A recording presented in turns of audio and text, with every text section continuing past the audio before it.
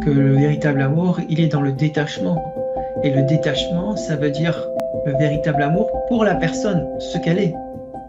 Et permettre à cette personne d'être ce qu'elle est comme elle l'entend et pas comme nous, on a envie qu'elle soit. Bonjour Gilles, Bonjour Agnès. bonjour à tous et bienvenue au Réveil émotionnel. Le sujet aujourd'hui est l'attachement, se libérer de l'attachement. Alors cette traditionnelle question, Gilles, pourquoi ce sujet? Pourquoi as-tu souhaité aborder ce sujet?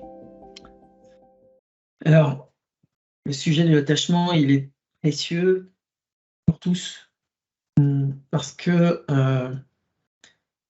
se libérer de l'attachement, ça permet de faire le deuil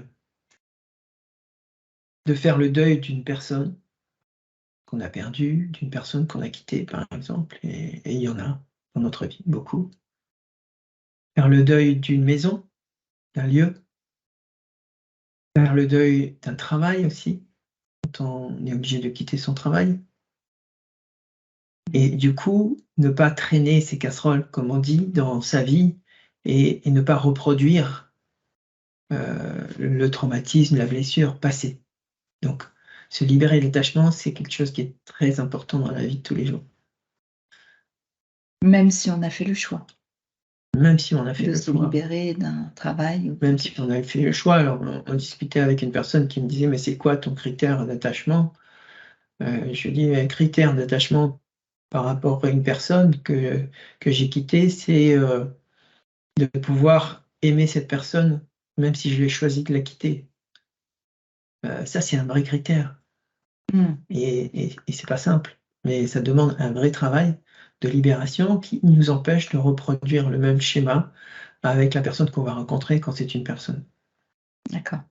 Et du coup, comment tu définirais l'attachement? Alors, l'attachement, c'est être convaincu qu'on ne pourra pas être heureux sans l'objet auquel on est attaché. Par exemple, je suis convaincu que je ne vais pas pouvoir être heureux si je n'ai pas le corps que j'ai. Mmh. Je ne vais pas être heureux si je ne suis pas intelligent.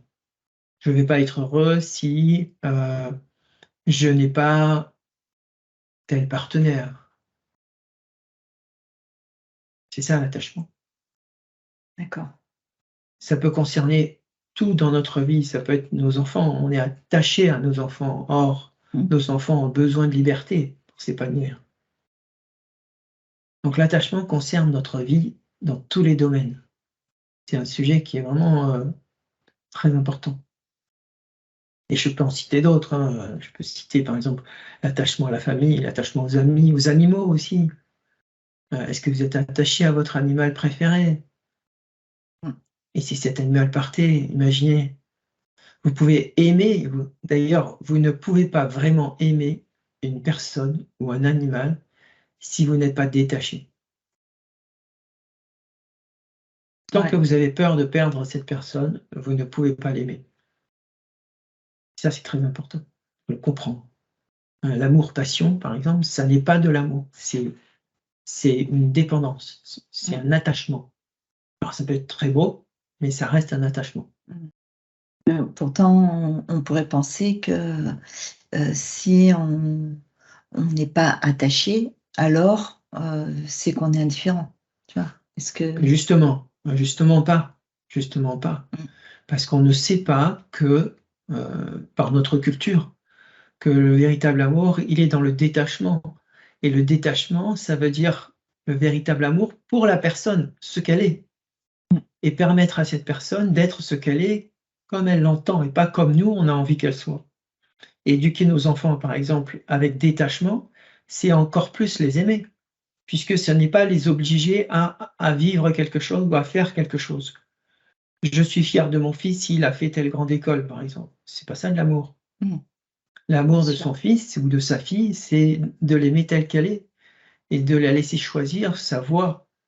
Mmh, Enfin, voilà, beaucoup d'exemples comme ça qui montrent que l'amour, en fait, c'est le détachement. d'accord. Et du coup, est-ce que tu aurais une piste pour, aller vers ce détachement? Alors, oui, j'ai une piste pour aller vers ce détachement. Si je prends par exemple la jalousie, c'est s'aimer en étant jaloux. C'est arrêter de nous rejeter parce qu'il y a de la jalousie. La première des choses, c'est accepter nos émotions telles qu'elles sont.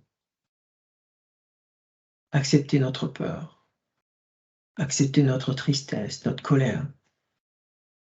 Et plus vous allez accepter vos émotions, plus vous allez vous détacher. Et le premier détachement, c'est le détachement de vous-même. C'est le détachement par rapport à votre corps, par rapport à votre mental, hein, on en parlait, par rapport à nos croyances, par rapport à nos émotions. Et le chemin, c'est de commencer à se détacher de soi pour s'aimer vraiment inconditionnellement, pour ensuite pouvoir aimer l'autre inconditionnellement. Hein, vous savez, on ne peut pas donner à l'autre ce qu'on n'a pas soi-même. Et ben voilà le chemin que je vous propose. Et ça, vous pouvez le commencer aujourd'hui. Ok. Ça demande un petit training, ça. Hein.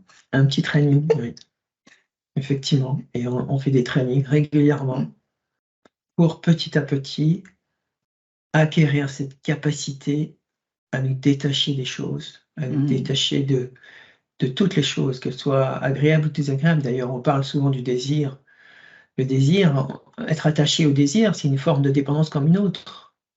Alors que le désir, c'est quelque chose d'extraordinaire. Vivre son désir pleinement, c'est extraordinaire. Mais être attaché à son désir, ça peut poser problème. D'accord. Très bien. Merci Gilles. Merci. Alors si vous avez aimé, n'hésitez pas à liker, à partager. À bientôt pour une nouvelle interview. Au revoir. Au revoir.